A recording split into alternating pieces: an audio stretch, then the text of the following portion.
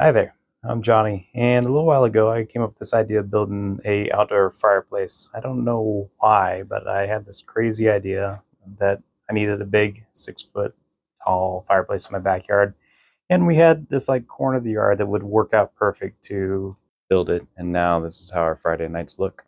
Did you hear about the kid's report card? Now what about his report card? It's below sea level.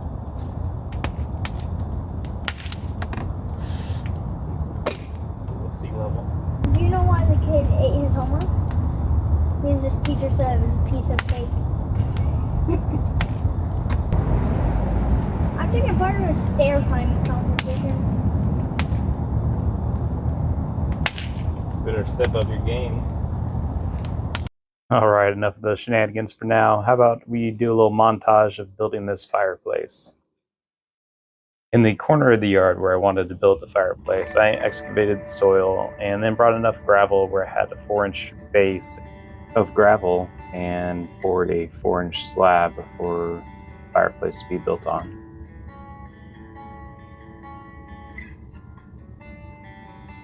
Now with the paver patio finish, it was time to turn our attention to the true project, the fireplace. I had to bring in 96 concrete blocks for this. On the first row alone, there was 28 concrete blocks, and then started building up the layers like Legos.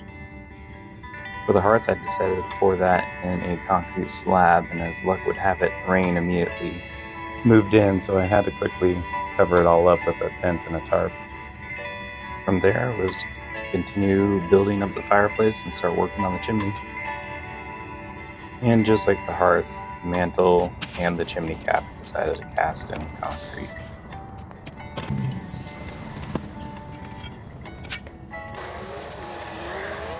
The next area I had to turn my attention to was building the firebox and putting the fire block in there. The initial structure of the fireplace now finished, I started moving my attention to putting the stone veneers on the side of the fireplace. I thought it would be real smart to kind of lay out all the stone veneers and get all the shapes cut and then start putting them on the sides of the fireplace.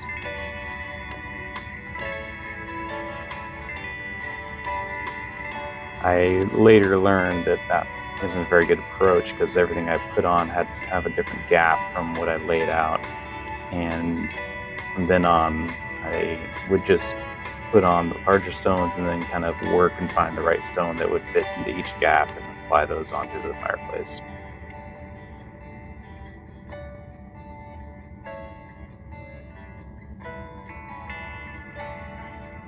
Now to tie everything together, I just needed to grout all of the stone veneer. I wanted a darker grout, so I dyed my water and mixed that.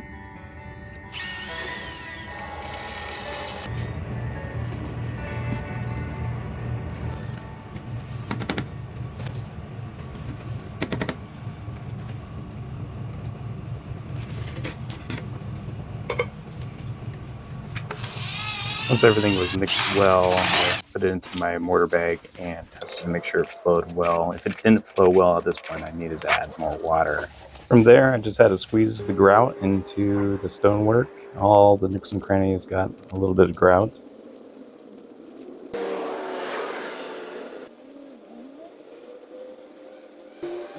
And then once that grout had enough time to set up and would hold a fingerprint, I just came along, pressed it all into the joints.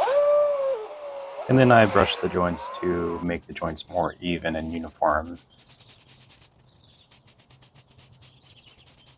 And here it is, the finished fireplace.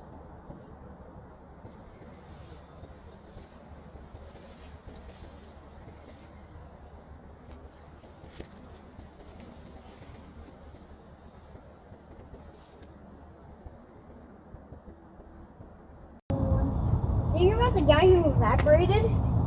He'll be missed. Dogs can't operate MRI machines, but cats can. You hear about the kidnapping in school? It's okay, he woke up. Because they always get a royal flush. Why do gas stations charge you to fill up your tires? Inflation.